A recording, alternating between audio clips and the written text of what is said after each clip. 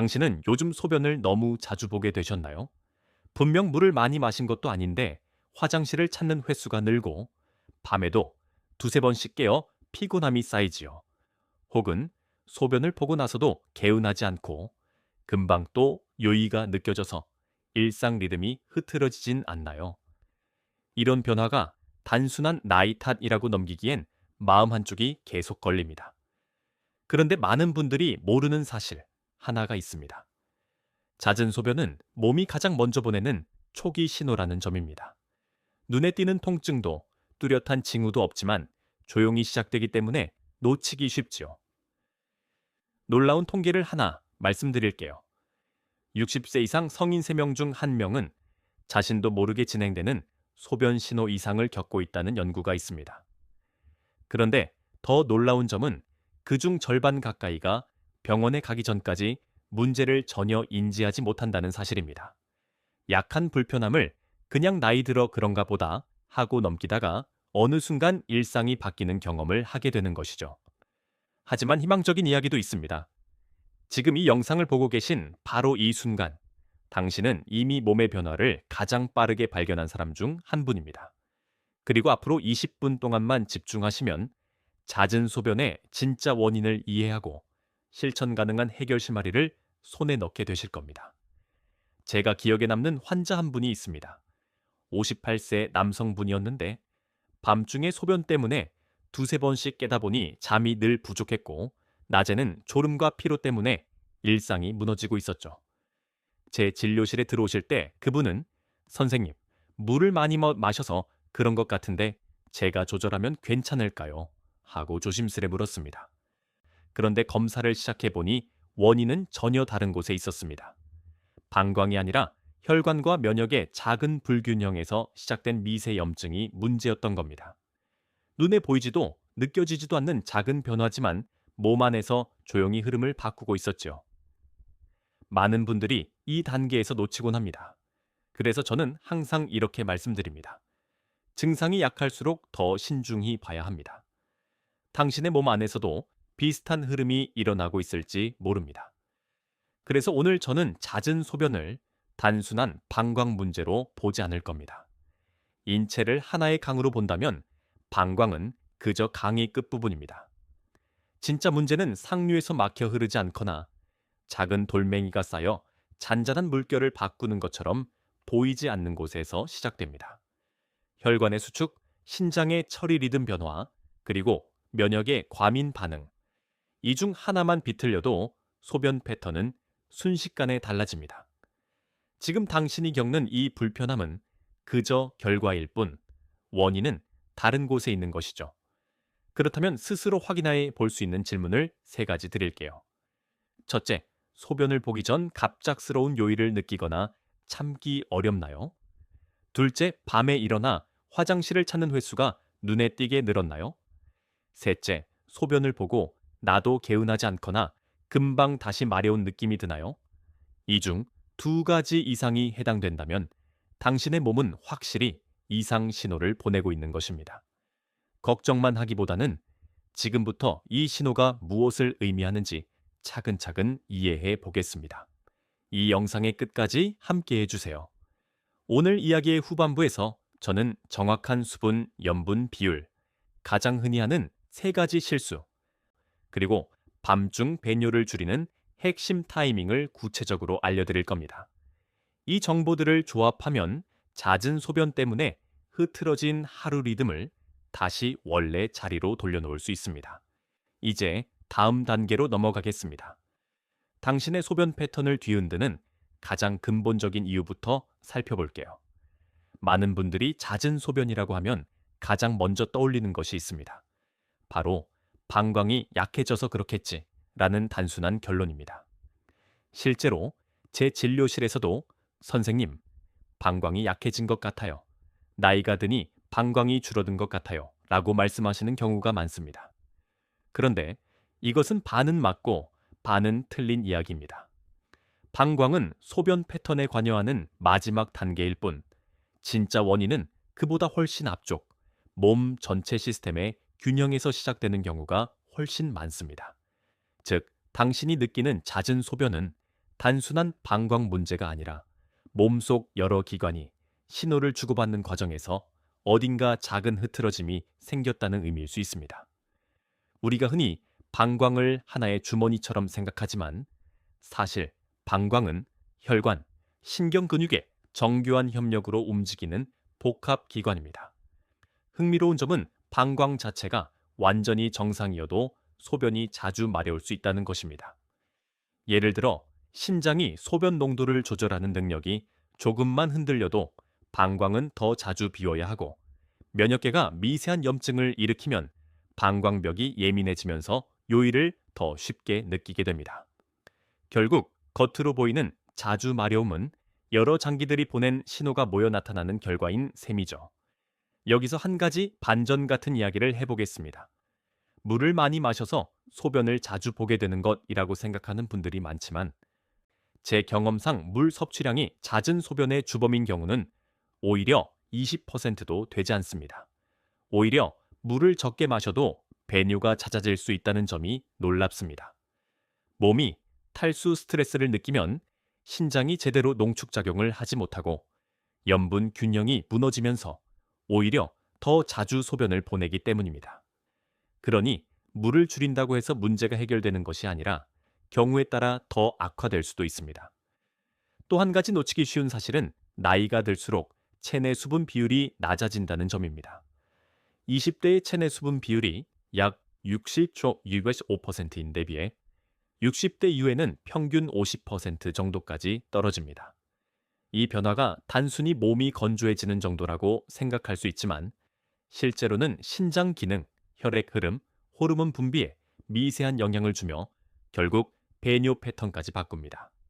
물과 소금, 혈관과 신경의 작은 리듬이 조금만 어긋나도 요일을 느끼는 센서가 예민해지는 것입니다. 이처럼 몸은 아주 작은 변화에도 민감하게 반응하지만 그 신호는 처음엔 매우 조용하게 나타납니다. 당신도 혹시 이런 경험이 있으신가요? 소변이 마려운 느낌이 갑자기 출현해서 참기 어려운 순간이 생긴 적은 없나요? 아니면 화장실에서 나오고 얼마 지나지 않았는데 또 가야 할 것 같은 묘한 압박감을 느끼신 적은요? 이런 증상들은 방광이 약해서가 아니라 방광을 통제하는 신경이나 혈류가 예민해졌다는 신호일 가능성이 큽니다. 그래서 방광이 문제다라고 확신하기 전에 몸 전체의 흐름을 먼저 점검하는 것이 매우 중요합니다. 여기서 잠시 생각해 볼 질문을 드리고 싶습니다. 만약 내 몸이 보이지 않는 방식으로 신호를 보내고 있다면 나는 그 변화를 얼마나 일찍 알아챌 수 있을까? 우리의 몸은 말보다 신호를 먼저 보냅니다. 그리고 잦은 소변은 그 중에서도 가장 빠른 신호 중 하나입니다. 잠시만 집중해 보세요. 방광은 단독으로 작동하지 않습니다. 신장의 필터링 기능, 혈관의 압력, 자율신경의 긴장도, 호르몬의 하루 리듬까지 모두 엮여 있습니다. 그래서 하나만 어긋나도 전체 시스템이 흔들리고 그 결과가 바로 빈뇨라는 형태로 나타나는 것입니다. 특히 밤에 자주 깨는 야간뇨는 혈관 신장 호르몬 세 가지 중 하나라도 균형이 틀렸을 때 가장 먼저 드러나는 변화입니다. 여기까지 들으시면서 조금 놀라셨을 수도 있습니다. 내가 생각한 것보다 훨씬 복잡하구나 하는 느낌 말입니다. 하지만 걱정하지 마세요. 복잡하게 들리지만 실은 아주 단순한 흐름으로 정리할 수 있습니다. 그래서 오늘 영상의 다음 부분에서는 이 흐름이 실제 사람의 삶 속에서 어떻게 드러나는지를 보여드리려고 합니다. 앞서 말씀드렸던 것처럼 잦은 소변은 하나의 장기 문제가 아니라 몸 전체가 보내는 작은 균열의 힌트일 가능성이 큽니다. 그렇다면 그 균열이 처음 어떻게 시작되고 어떤 순간에 명확하게 드러나는지 궁금하지 않으신가요? 이제 한 사람의 실제 사례를 통해 그 경로를 따라가 보겠습니다. 당신의 이야기처럼 느껴질지도 모릅니다. 제가 오늘 당신께 들려드릴 이야기는 한 중년분의 경험에서 시작됩니다. 어느 날 진료실 문이 조심스레 열리더니 62세 여성분이 들어오셨습니다. 그는 새벽마다 두세 번씩 깨는 바람에 잠을 제대로 자지 못했고 낮에는 졸려서 아무 일도 손에 잡히지 않는다며 지친 표정을 숨기지 못했습니다. 선생님, 저는 물을 많이 마시지도 않는데 왜 이렇게 자주 화장실을 가는지 모르겠어요. 그의 첫 마디였습니다. 당신도 비슷한 고민을 해본 적이 있으신가요? 자기 생활 패턴을 바꾸지도 않았는데 갑자기 배뇨 리듬이 들쭉날쭉해지고 이유를 설명하기 어렵다면 누구나 불안해지기 마련입니다. 이분의 경우도 처음엔 방광 문제라고 생각했습니다. 평소 커피를 즐겨 마시는 것도 아니고 수분 섭취량도 과하지 않았습니다. 특별히 통증이 있는 것도 아니니 그냥 나이 들면서 생기는 자연스러운 변화겠지 하고 넘기셨던 것이죠. 하지만 생활이 점점 불편해졌습니다. 저녁 약속을 잡기가 두려웠고 장거리를 이동하는 날이면 화장실 위치를 먼저 확인해야 마음이 놓였다고 했습니다. 당신도 혹시 여행이나 외출 전에 화장실 걱정을 해본 적 있으신가요? 그 작은 불편함이 어느 순간 삶의 우선순위를 바꿔버리기도 합니다. 그분의 검사를 시작하면서 저는 조금 다른 그림이 보이기 시작했습니다. 방광 내압, 잔뇨량, 감염 여부 모두 정상이었습니다. 그런데 혈액 검사와 염증 수치에서 미세한 변화가 관찰됐습니다. 염증이 아주 낮은 수준에서 지속되고 있었고 혈관 탄성이 떨어지며 전체 혈류 흐름에 미세한 압력이 가해지는 상황이었습니다. 이 작은 변화들이 모여 신장과 방광으로 가는 신호를 조금씩 왜곡하고 있었던 것입니다. 겉으로는 자주 마려움이라는 단순한 증상처럼 보이지만 실은 몸 깊숙한 곳에서 복합적인 신호 교란이 일어나고 있었던 것이죠. 당신도 아마 지금 마음속에 이런 의문이 생길지 모릅니다. 그럼 나는 어떤 신호를 놓치고 있는 걸까? 사실 소변 패턴은 몸이 가장 빠르게 드러내는 경고 중 하나입니다. 혈당이 높아질 때도, 혈압이 흔들릴 때도, 면역이 불안정할 때도 소변 빈도가 먼저 바뀌는 경우가 많습니다. 그런데 대부분의 사람들은 이 신호를 그냥 피곤해서 그렇겠지, 물을 많이 마셔서 그런가 보다 하고 넘겨버립니다. 하지만 우리 몸은 생각보다 정직합니다. 작은 불균형도 조용하지만 분명한 방식으로 알려주지요. 이 여성 환자에게 가장 놀라웠던 점은 본인이 느끼는 불편함의 정도와 실제 몸의 변화가 크게 달랐다는 것입니다. 겉으로는 멀쩡해 보였지만 속에서는 이미 신호가 반복되고 있었습니다. 이처럼 소변 패턴의 변화는 단순히 방광이 보내는 신호가 아니라 신장, 혈관, 면역계의 미세한 균형이 어긋나는 과정에서 시작됩니다. 특히 나이가 들수록 이 균형은 작은 요인에도 쉽게 흔들리게 됩니다. 잠시 생각해 보세요. 혹시 최근 들어 소변을 보기 전 갑작스러운 압박감을 느낀 적은 없나요? 혹은 화장실에서 나온 지 1시간도 지나지 않았는데 또 가야 할 것 같은 느낌은요? 이런 변화와는 방광이 약해서가 아니라 방광으로 연결되는 신경이나 혈류가 예민해졌다는 신호일 수 있습니다. 그리고 이것이 바로 오늘 이야기의 핵심으로 들어가는 문입니다. 그 여성 환자는 검진을 마친 후 조용히 제게 물었습니다. 선생님, 그럼 이게 큰 병이 시작된 걸까요? 이 질문은 많은 분들이 하는 질문입니다. 몸이 조금만 달라져도 혹시 큰 문제 아닐까 하는 불안이 자연스럽게 생기기 때문입니다. 저는 그렇게 대답했습니다. 아닙니다. 오히려 지금 발견한 것이 다행입니다. 이런 작은 신호를 알아차리는 분이 많지 않습니다. 몸이 보내는 조용한 경고를 일찍 알아차리고 조치를 하면 대부분은 충분히 조절할 수 있다는 의미였습니다. 그렇다면 이 작은 신호들의 출발점은 어디일까요? 무엇이 이렇게 몸 전체의 리듬을 흔들며 잦은 소변을 만들기 시작한 것일까요? 이제 우리는 그 근본적인 흐름을 향해 한 걸음 더 들어가 보려고 합니다. 이제 다음 장에서는 보이지 않게 진행되는 미세 염증이 어떻게 잦은 소변의 시작점이 되는지 본격적으로 이야기해 보겠습니다. 염증이라고 하면 대부분 갑자기 아프고 붓는 눈에 보이는 반응만 떠올립니다. 하지만 우리가 오늘 이야기하려는 미세 염증은 전혀 다른 성질을 가지고 있습니다. 통증도 발열도 붉은기조차 없습니다. 그냥 조용히 차갑게 느리게 당신의 몸 안에서 오래 머무릅니다. 이 미세 염증은 나이가 들며 자연스럽게 증가하는 경향이 있고 특히 혈관과 면역 시스템이 조금만 불안정해지면 언제든지 활동을 시작합니다. 바로 이 보이지 않는 불꽃이 잦은 소변의 가장 초기 원인이 되는 경우가 많습니다. 왜 그럴까요? 우리의 방광과 신장은 혈관 신경, 근육이 촘촘히 얽혀 있는 구조입니다. 그런데 미세 염증이 생기면 혈관벽이 살짝 붓고 신경이 예민해지며 방광벽의 감각이 과민해집니다. 아주 작은 자극에도 가야 한다는 신호를 방광이 더 빨리 보내는 이유죠. 겉으로는 아무 문제 없어 보이지만 소변 패턴은 신속하게 반응합니다. 그래서 왜 요즘 이럴까 하고 당황하게 되고 결국 원인을 찾지 못한 채 불편함만 쌓이게 됩니다. 여기서 많은 분들이 놓치는 점이 있습니다. 미세염증은 방광에서만 생기지 않습니다. 오히려 시작은 혈관에서 또는 면역이 과도하게 반응하는 과정에서 출발합니다. 마치 평소에는 조용히 흐르던 강물이 어느 순간 작은 비탈 하나 무너진 탓에 흐름이 바뀌는 것처럼요.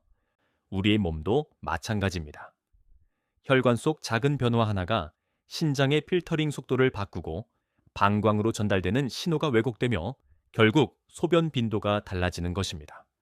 예를 들어 평소와 똑같이 물을 마시고 똑같이 생활하는데도 갑자기 소변이 잦아진다면 그것은 방광 탓이 아닐 수 있습니다.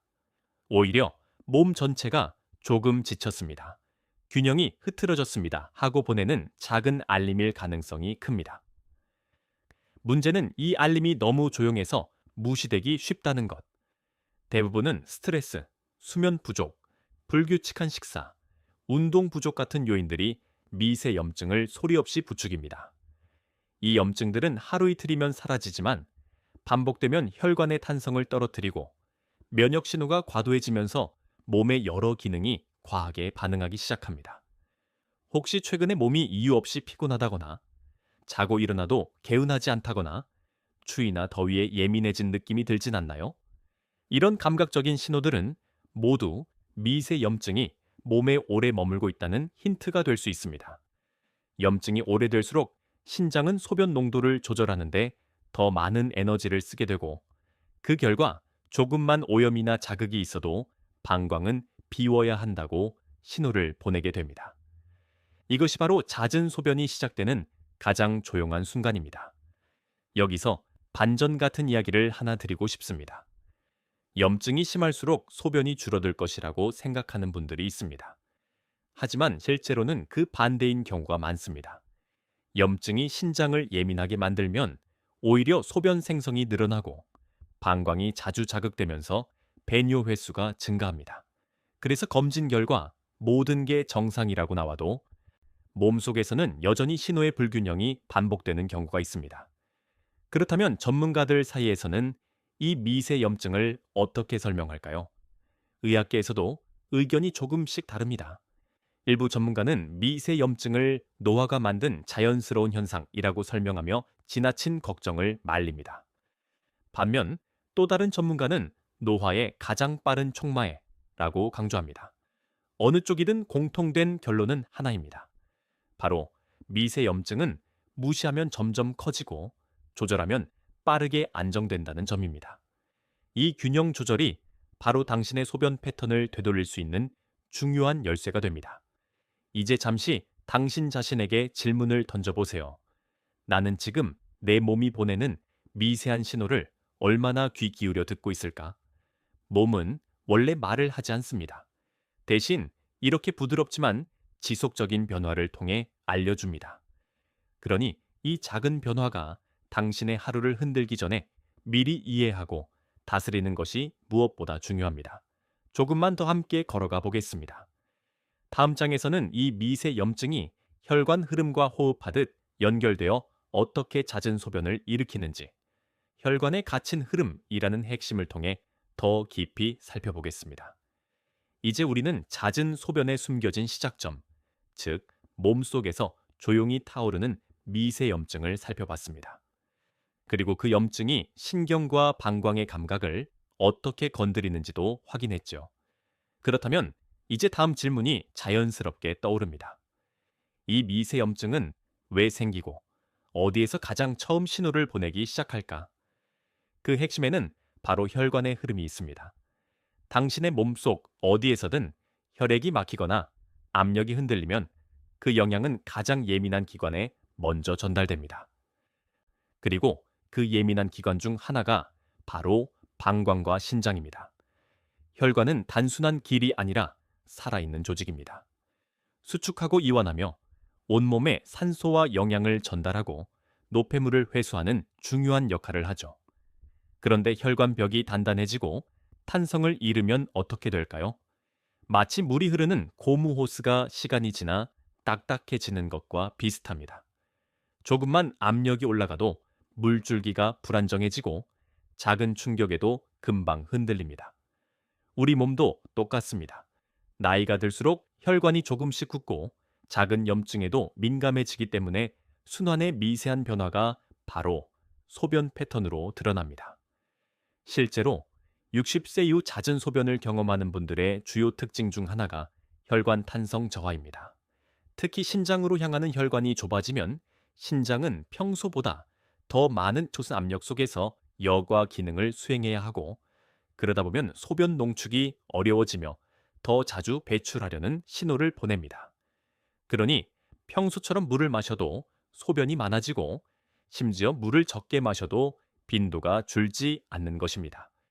이것이 바로 많은 사람들이 오해하는 물을 너무 많이 마셨던 것이지, 알마사시엄 띠시끄르무쇼 쇼시티에서 화장실을 자주 가는 것이라는 인식과 전혀 다른 이유입니다. 이쯤에서 한 가지 놀라운 이야기를 들려드릴게요. 여러 연구에 따르면 혈관 탄성이 단 10%만 떨어져도 소변 빈도는 최대 30%까지 높아질 수 있다고 합니다. 특히 이 변화는 밤에 더 두드러집니다. 왜냐하면 밤에는 혈압이 자연스럽게 내려가야 하는데 혈관이 굳어 있으면 이 완만한 하강이 제대로 이루어지지 않기 때문입니다. 낮에는 참고 넘기던 소변 신호가 밤이 되면 갑자기 더 예민해지는 이유가 바로 여기에 있습니다. 전문가들 사이에서도 이 혈관 배뇨, 연결에 대한 해석이 조금씩 다릅니다. 일부 의사들은 혈관 문제는 잦은 소변의 주요 원인이 아니다 라고 말합니다. 하지만 또 다른 전문가는 50대 이후의 빈뇨는 사실상 혈관 건강의 거울이라고 강조합니다. 서로 다른 의견처럼 보이지만 둘 다 의미가 있습니다.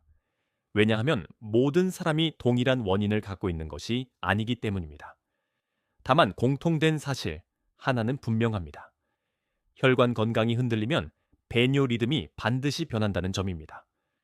당신도 이런 경험이 있으신가요? 특별히 물을 많이 마신 것도 아닌데 갑자기 소변이 훨씬 자주 마려운 날이 있었나요? 또는 걷거나 오래 서 있던 날, 평소보다 더 화장실을 찾게 된 적은 없나요? 이런 날들은 대부분 혈액순환이 떨어졌을 때 나타나는 특징입니다. 혈관이 긴장하고 좁아지면 신장은 더 자주 정리하라는 신호를 보냅니다. 그 신호가 바로 요의입니다. 여기서 천천히 생각해 볼 질문 하나를 던져볼게요. 내 몸속 혈관은 지금 편안히 흐르고 있을까? 아니면 조용히 막히고 있을까? 이 질문이 바로 잦은 소변 문제의 방향을 완전히 바꾸는 출발점입니다. 많은 분들이 방광만 바라보며 해답을 찾으려 하지만 실제 해답은 훨씬 위쪽, 신장과 혈관에서 시작됩니다. 그리고 여기서 희망적인 소식이 하나 있습니다. 혈관의 미세한 흐름을 조절하면 잦은 소변은 생각보다 빠르게 안정됩니다. 복잡한 약도 필요 없고 과한 식단 조절도 필요 없습니다. 단지 몸속 순환의 리듬을 회복해주는 작은 변화들이 필요합니다. 이 변화들은 나이가 들어도 충분히 회복 가능하며 하루 습관 몇 가지를 고치는 것만으로도 분명한 효과가 나타납니다. 잠시 후 이어질 다음 장에서는 이 혈관 신장 방광의 전체 흐름을 다시 안정시키는 데 중요한 역할을 하는 신장의 조용한 신호들을 살펴볼 것입니다. 기억하시죠?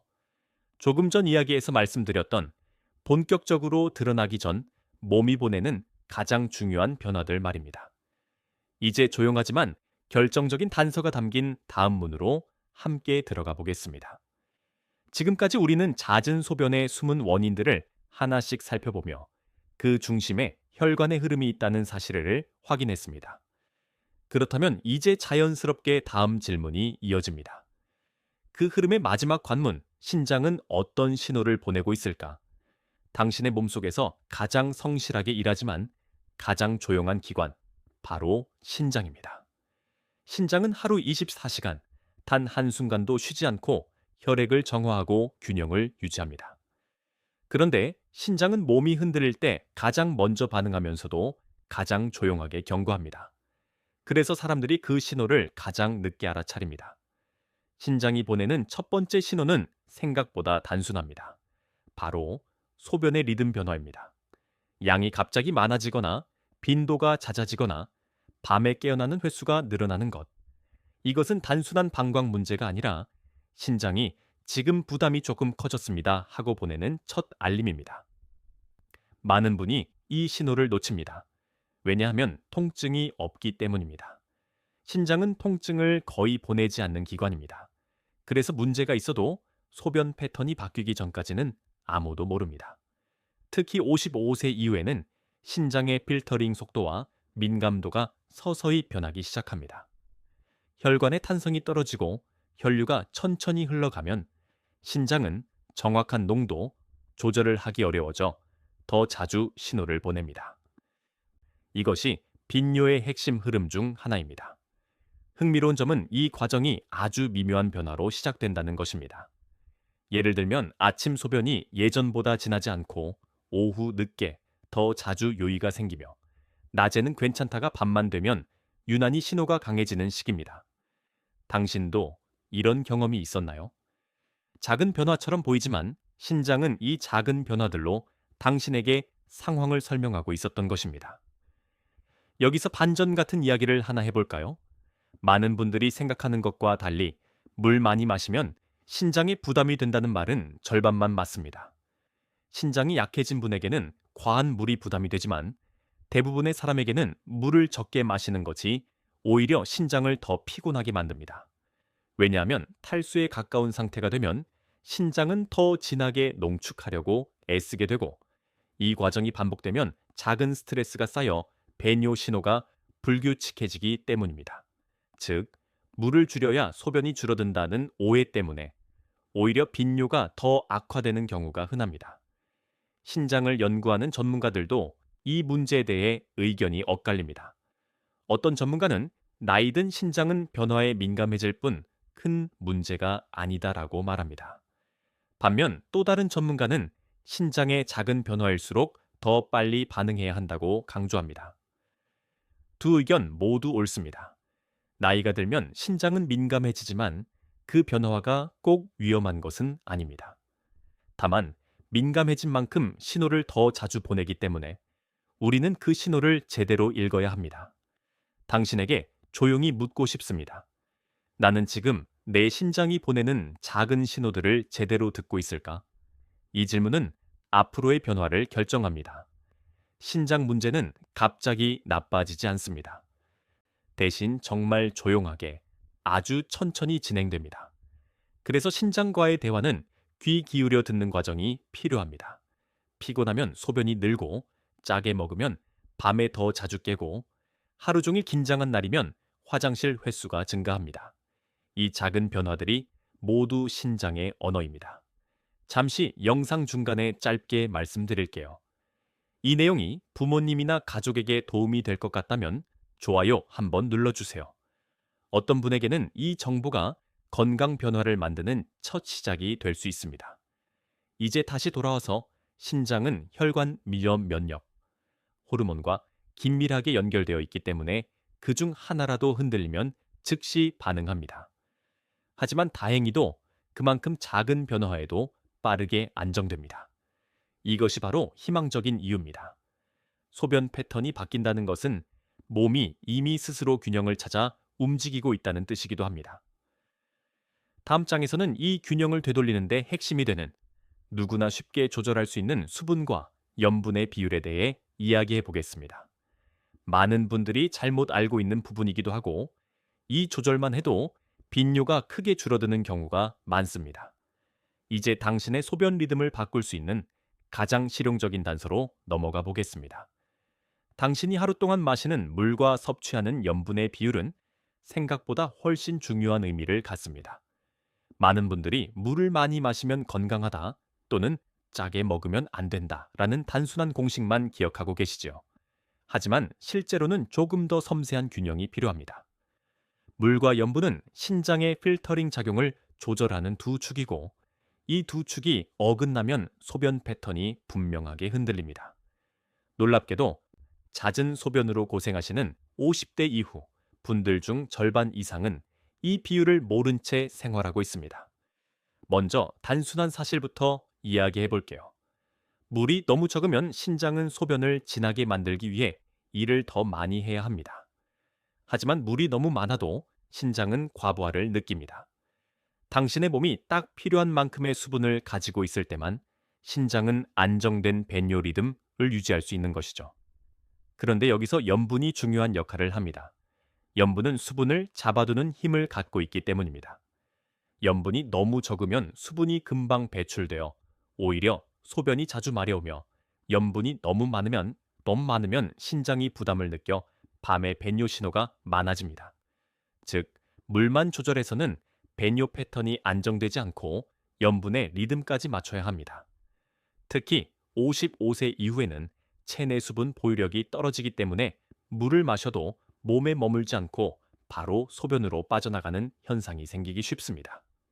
그래서 물을 적게 마시려다 오히려 빈뇨가 더 심해지는 경우가 많습니다.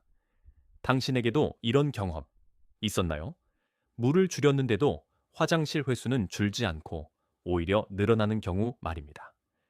이것은 신장이 수분 부족을 스트레스로 인식해 더 빠르게 배출하려는 행동 때문입니다. 여기서 흥미로운 사실 하나를 말씀드릴게요. 연구에 따르면 소량의 염분이 오히려 수분을 안정적으로 잡아주어 배뇨 횟수를 줄이는 데 도움을 준다고 합니다. 물론 짠 음식을 먹으라는 의미가 아닙니다.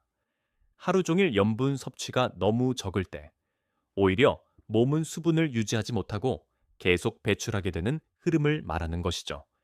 예를 들어 짠 음식을 피하느라 지나치게 밍밍한 식사를 몇 주간 이어가신 분들이 오히려 밤에 화장실을 더 자주 가는 경우가 있습니다. 이때 소량의 전해질을 인하 적절한 염분 섭취로 소변 리듬이 안정되는 사례는 생각보다 많습니다. 전문가들도 이 문제에 대해 의견이 갈립니다.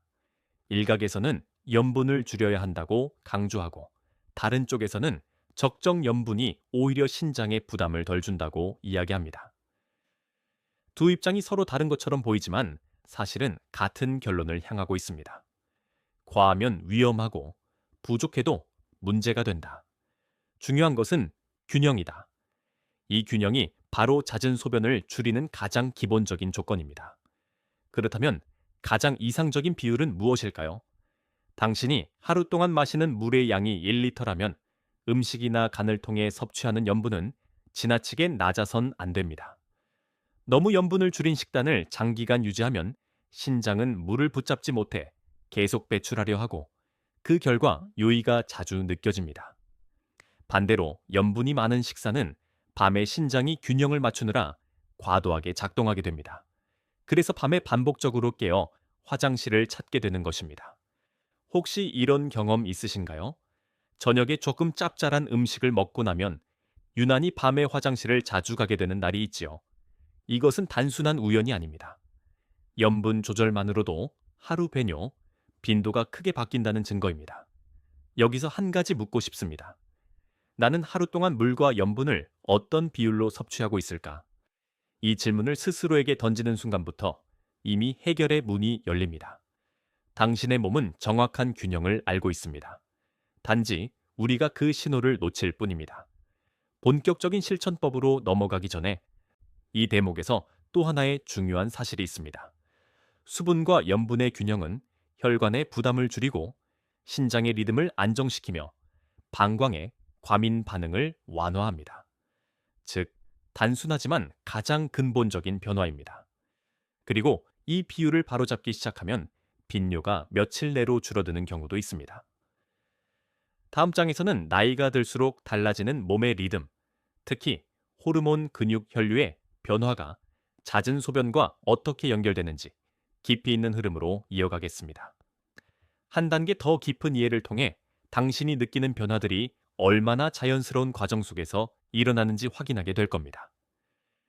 나이가 들면 몸이 달라진다는 사실은 누구나 알고 있습니다. 하지만 어떻게 달라지는지, 그리고 그 변화가 왜 소변 패턴에 직접적인 영향을 미치는지는 잘 모릅니다. 많은 분들이 빈뇨를 단순히 방광이나 신장의 문제로만 보지만 실제로는 전혀 다른 영역, 호르몬, 근육, 혈류, 그리고 자율신경, 이 함께 얽혀 만들어진 결과입니다. 그래서 이 부분을 이해하면 당신은 지금 겪고 있는 변화가 단순한 이상현상이 아니라 자연스럽게 연결된 흐름 속에서 일어난다는 것을 알게 됩니다. 먼저 호르몬 리듬의 변화를 이야기해 볼게요. 우리가 20대일 때는 밤에 소변을 거의 느끼지 않습니다. 그 이유는 밤에 한긴요 호르몬 ADHA 충분히 분비되어 소변 생산을 줄여주기 때문입니다. 하지만 50대 후반 이후부터 이 호르몬의 분비량이 조금씩 줄어듭니다. 그러면 신장은 낮과 비슷한 양의 소변을 만들어내게 되고 결국 밤에도 화장실을 찾게 되죠. 이것이 바로 밤에 자꾸 깨요라는 고민의 첫 번째 시작점입니다. 당신에게도 이런 변화가 어느 순간 갑자기 찾아온 적이 있었나요? 잠은 똑같이 잤는데 어느 날부터 새벽에 2번은 꼭 깨는 패턴 말입니다. 이 변화는 이상이 아니라 전형적인 생리적 변화입니다. 두 번째는 근육과 신경의 변화입니다.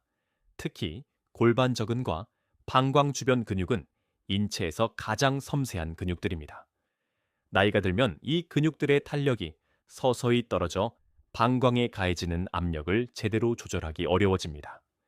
그래서 방광이 꽉 차지 않았는데도 충분합니다. 비워주세요.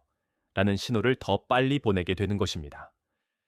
더욱이 방광을 감싸는 신경은 스트레스와 천변화, 혈류 정체에 민감하게 반응합니다. 그러니 긴장한 날, 추웠던 날, 피곤한 날, 화장실을 더 자주 가는 이유가 바로 여기에 있습니다. 세 번째는 혈류의 흐름 자체가 달라진다는 점입니다. 나이가 들면 작은 혈관부터 탄성을 잃고 경직되는데 이 미세혈관의 변화는 신장에 가장 먼저 영향을 줍니다. 특히 신장은 혈류에 매우 의존적인 장기라서 순환이 5%만 떨어져도 소변 농축 기능이 흔들립니다. 이때 방광은 훨씬 작은 자극에도 반응해 요일을 느끼게 되죠. 낮에는 괜찮다가 밤만 되면 소변이 더 자주 마려운 이유도 여기에 있습니다. 밤에는 혈압이 자연스럽게 떨어지지만 혈관이 굳어 있으면 이 하강 리듬이 깨지고 결국 신장은 더 민감하게 반응합니다. 혹시 이런 경험이 있었나요? 평소보다 조금 피곤한 날, 유난히 소변이 잦아진 적 추운 날에는 화장실을 자주 찾는, 흐름 스트레스 받은 날은 소변을 참기 어려워지는 상황. 이 모든 것이 바로 나이가 들면서 자연스럽게 변하는 신체 리듬의 결과입니다. 몸이 보내는 신호는 단순해 보이지만 사실 매우 논리적입니다. 여기서 반전 포인트를 하나 이야기해 볼까요?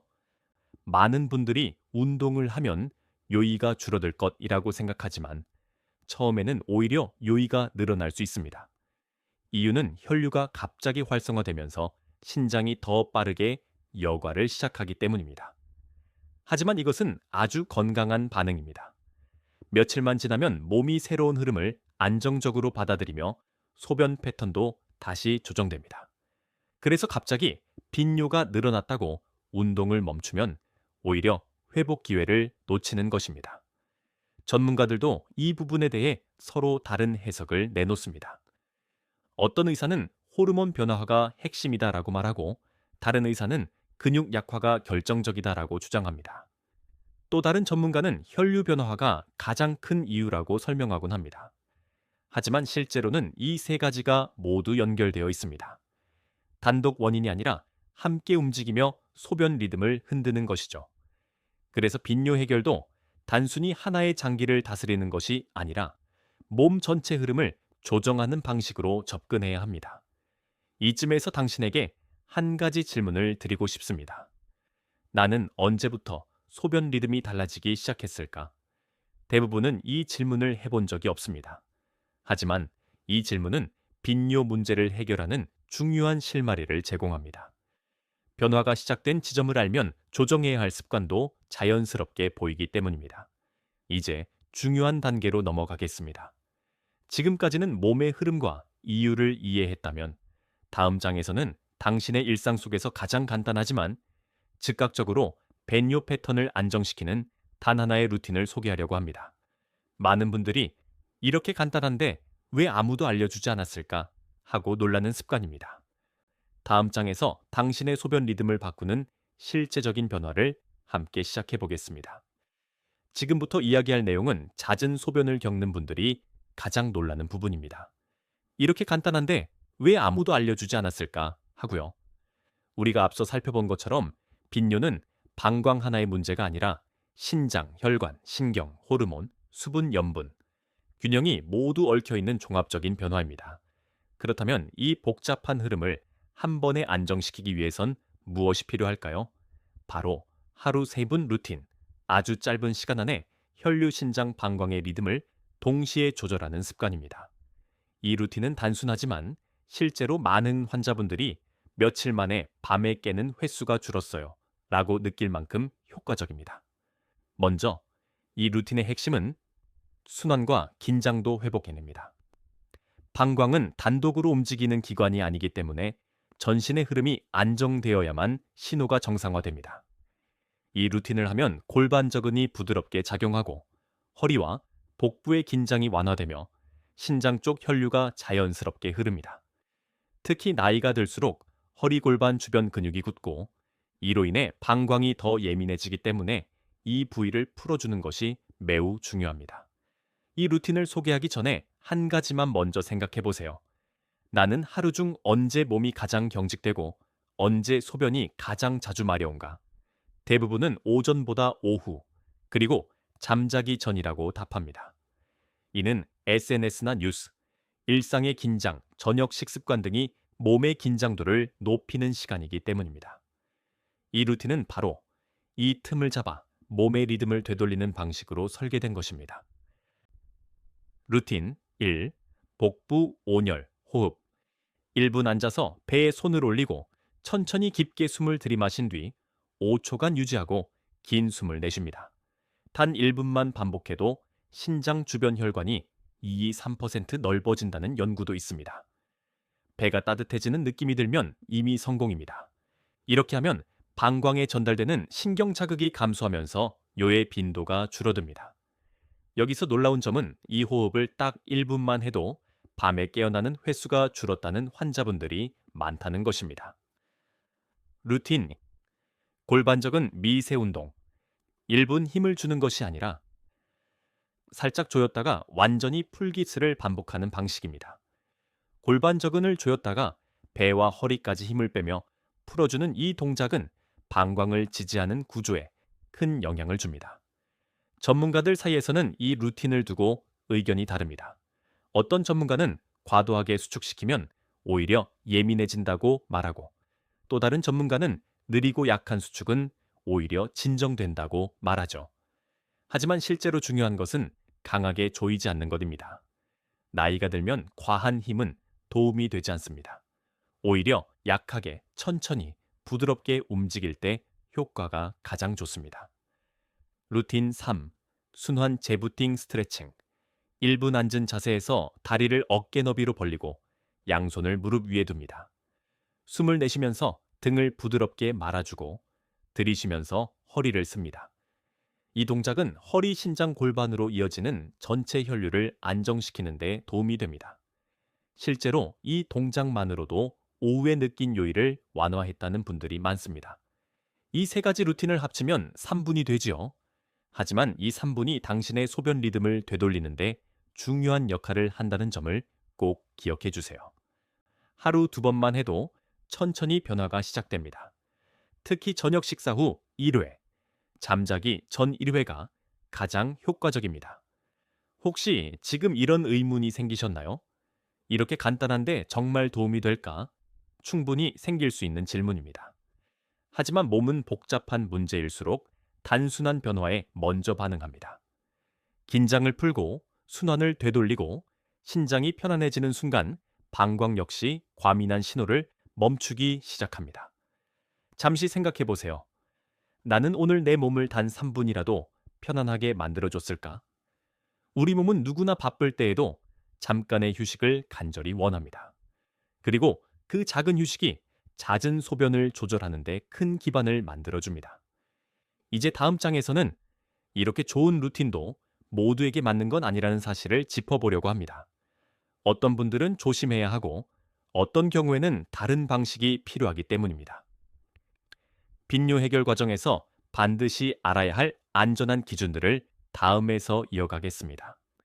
우리가 지금까지 빈뇨의 원인과 흐름을 세심하게 살펴보고 하루 3분 루틴처럼 몸의 리듬을 되돌리는 실천까지 이야기했습니다. 하지만 여기서 반드시 짚고 넘어가야 할 중요한 부분이 하나 있습니다. 모든 사람에게 동일한 방법이 안전하지는 않다. 몸은 나이, 질환, 약물, 생활 패턴에 따라 반응이 다릅니다. 그래서 지금 소개한 루틴과 습관도 어떤 분에게는 빠른 효과를 주지만 어떤 분에게는 주의가 필요할 수 있습니다. 오늘 이 장은 그런 중요한 기준들을 다루는 부분입니다. 당신이 더 안전하고 정확하게 자신의 몸을 관리할 수 있도록 돕는 장치라고 생각해 주세요. 먼저 가장 중요한 기준부터 말씀드릴게요. 1.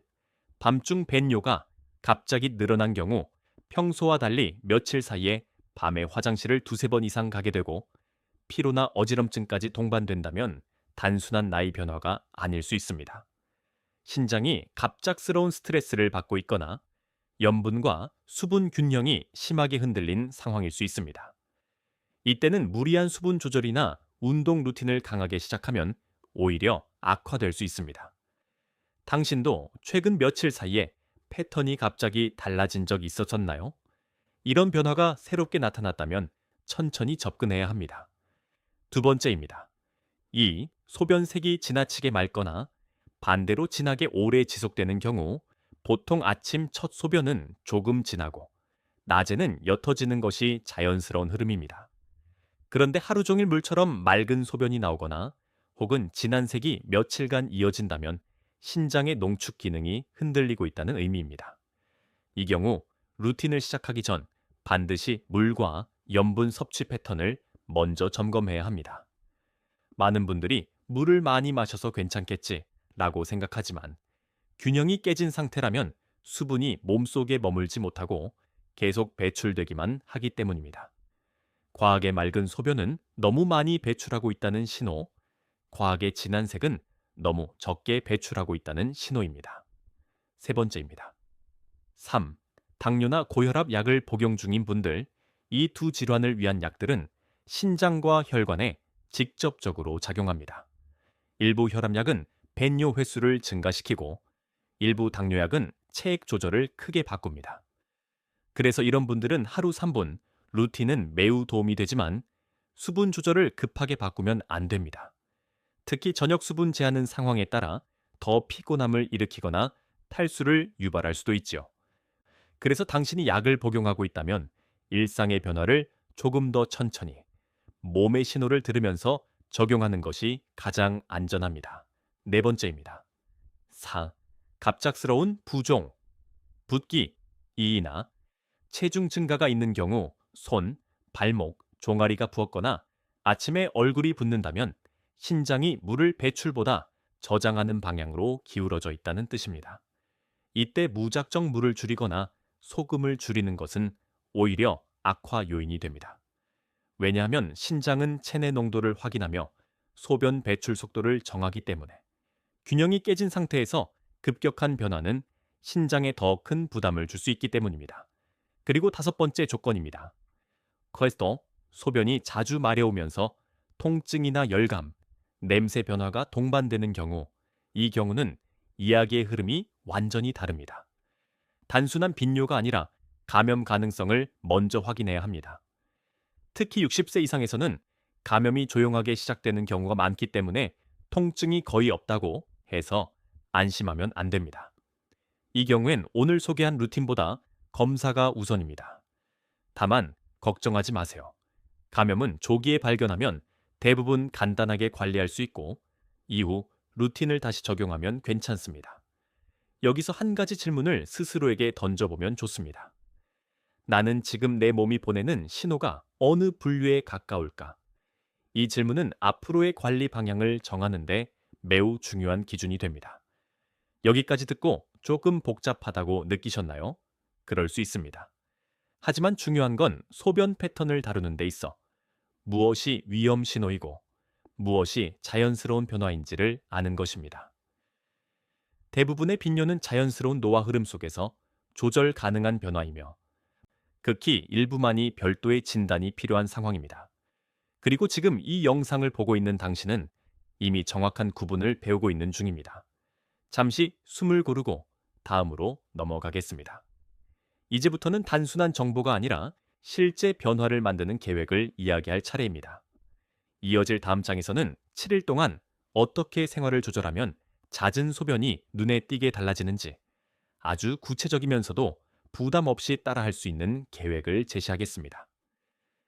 당신의 몸이 회복을 시작할 준비가 되었다면 이제 다음 문으로 천천히 넘어가 볼까요? 이제 우리는 빈뇨의 원인을 이해하고 몸이 어떤 신호를 보내는지 읽는 법을 알게 되었으며 어떤 경우 주의가 필요한지도 확인했습니다. 그렇다면 이제 정말 중요한 단계로 들어가야 합니다. 바로 7일 변화 플랜, 즉 당신의 몸이 실제로 반응을 시작할 수 있는 가장 현실적이고 부담 없는 조절법입니다. 이 계획은 하루 몇 시간씩 투자하는 방식이 아니라 생활 속에서 자연스럽게 스며드는 작은 변화들을 7일 동안 누적하는 방식입니다. 복잡한 룰도 힘든 운동도 필요 없습니다. 오직 리듬 회복만을 목표로 합니다. 왜 7일일까요?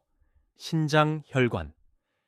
자율신경은 새로운 패턴을 받아들이기까지 평균 3원 5일이 걸리고 방광은 최소 일주일 동안 규칙적인 신호를 경험해야 안정됩니다. 즉, 7일은 몸이 변화해 방향성을 잡기에 충분한 시간입니다. 이 기간 안에 소변 빈도가 20~40% 정도 줄어드는 변화를 느끼는 분들이 많습니다. Highest Day 1, 리듬을 관찰하는 날.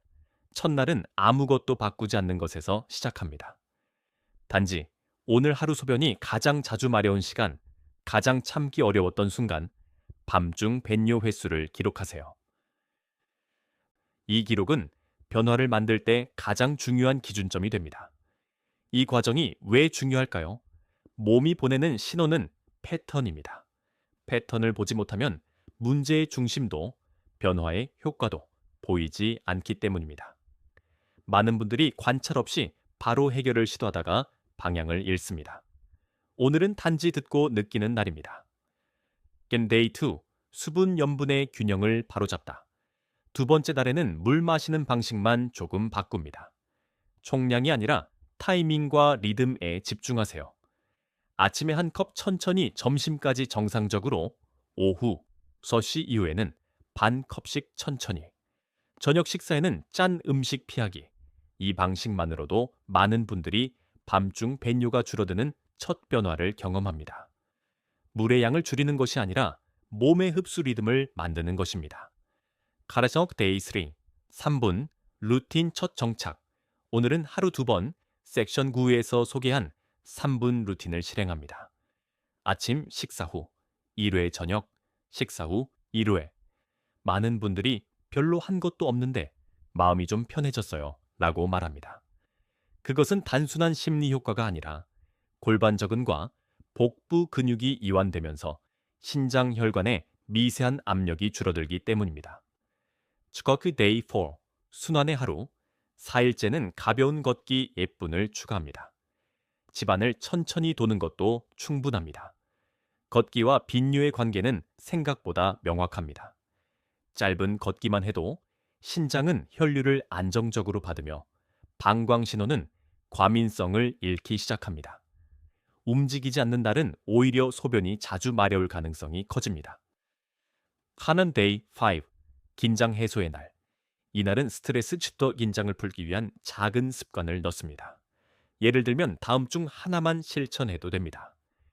따뜻한 손바닥을 배 위에 30초 올리기 잠들기 전, 따뜻한 물로 발목만 1분 드기 스마트폰 보는 시간을 잠들기 1시간 전부터 줄이기. 스트레스와 자율신경의 긴장은 방광 신호를 과장시키기 때문에 이 과정은 매우 중요합니다.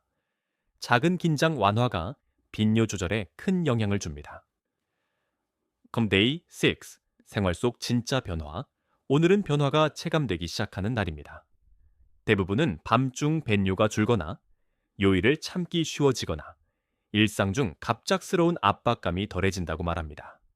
이 시점에서 짧게 알려드리고 싶습니다. 이 영상이 부모님께 도움이 될 것 같다면 공유 한번 해주세요. 누군가에게는 이 정보가 불편함에서 벗어나는 첫 걸음이 될 수 있습니다.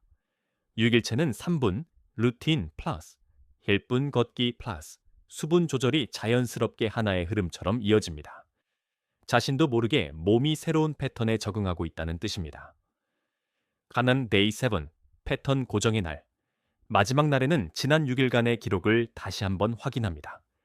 소변 횟수가 얼마나 줄었는지, 밤에 몇 번 깼는지, 어느 순간 요일을 덜 느꼈는지, 어느 시간이 가장 안정적이었는지, 그리고 당신의 몸이 보내는 변화는 아주 작게 느껴질 수 있지만 이 작은 변화들이 바로 회복의 씨앗입니다. 당신이 오늘까지 해낸 노력은 단순한 습관 수정이 아니라 몸 전체 리듬을 다시 세우는 과정입니다. 혹시 이런 생각이 들고 있나요? 이 작은 변화로 정말 괜찮아질까? 꼭 기억하세요. 몸은 단순한 변화를 반복할 때 가장 빠르게 회복합니다. 지금의 흐름을 유지하면 2, 3주 뒤에는 훨씬 더 안정된 패턴을 경험할 수 있습니다. 이제 우리는 7일 플랜을 마무리했습니다. 다음 장에서는 이 흐름을 어떻게 오래 유지할 수 있는지, 그리고 당신의 몸이 앞으로 어떤 변화를 맞이할지 따뜻하게 정리하며 한 주기를 완성해 보겠습니다. 이제 마지막 여정에 도착했습니다.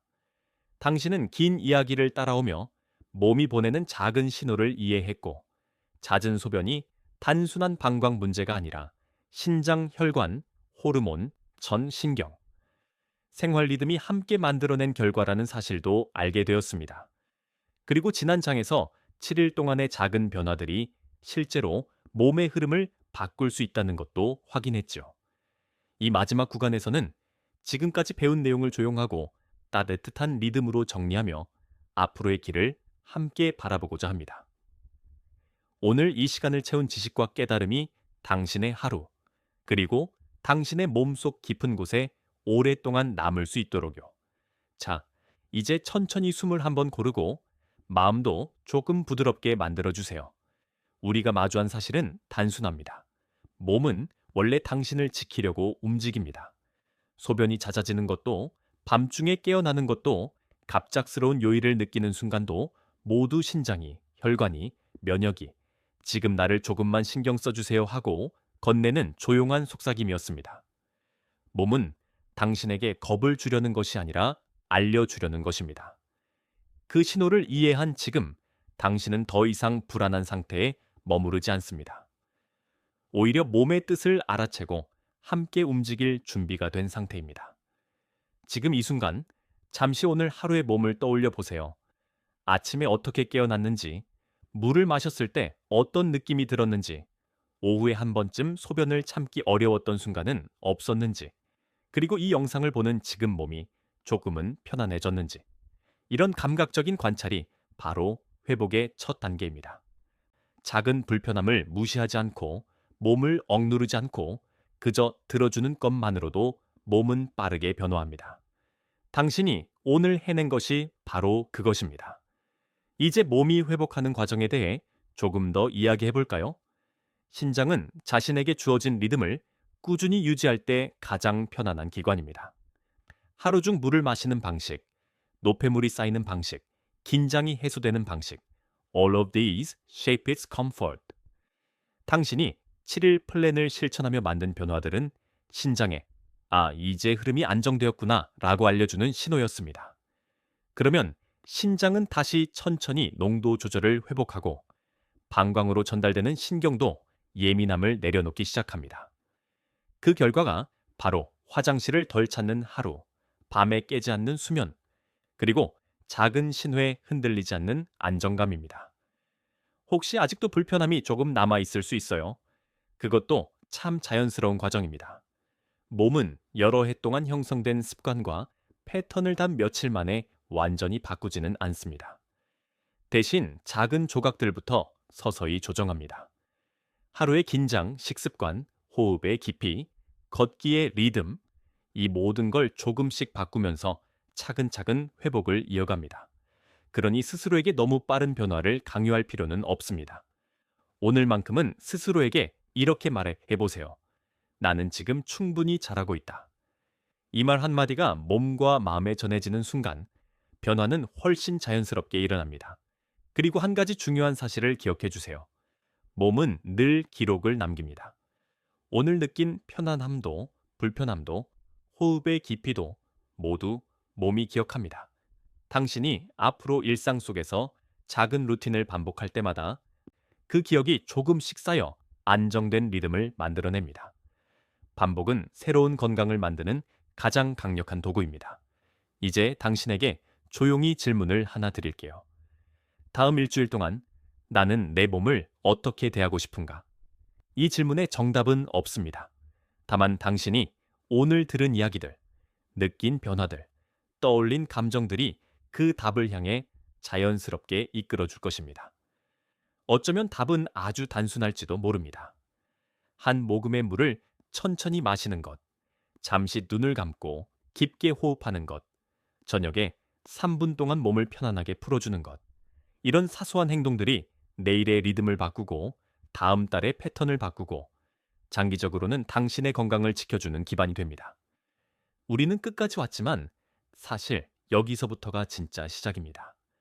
당신은 이제 몸의 신호를 읽을 수 있는 사람이 되었고 몸을 돕는 습관을 가진 사람이 되었습니다. 이 영상을 다 들은 것만으로도 이미 큰 변화를 향해 한 걸음을 내디딘 것입니다. 그러니 오늘 밤은 조용히 스스로를 칭찬해 주세요. 내 몸을 지키는데 시간을 썼다. 나는 건강을 선택했다. 이 문장을 스스로에게 선물하듯 건네보세요. 이제 마지막으로 한 가지 작은 제안을 드립니다. 이 영상을 들으면서 느낀 변화, 7일 실천을 시작할 준비가 되었다면 댓글에 Day 1 7 챌린지 시작이라고 남겨주세요. 이 작은 약속이 당신의 몸에 큰 변화를 만드는 첫 신호가 될 것입니다. 당신의 이야기를 듣고 싶습니다. 당신의 변화가 누군가에게는 희망이 되고 또 다른 누구에게는 용기가 될 테니까요. 지금까지 함께해 주셔서 감사합니다. 당신의 몸이 더 편안한 내일을 향해 가고 있다는 것을 꼭 기억해 주세요. 지금 이 순간도 당신의 회복은 이미 시작되었습니다.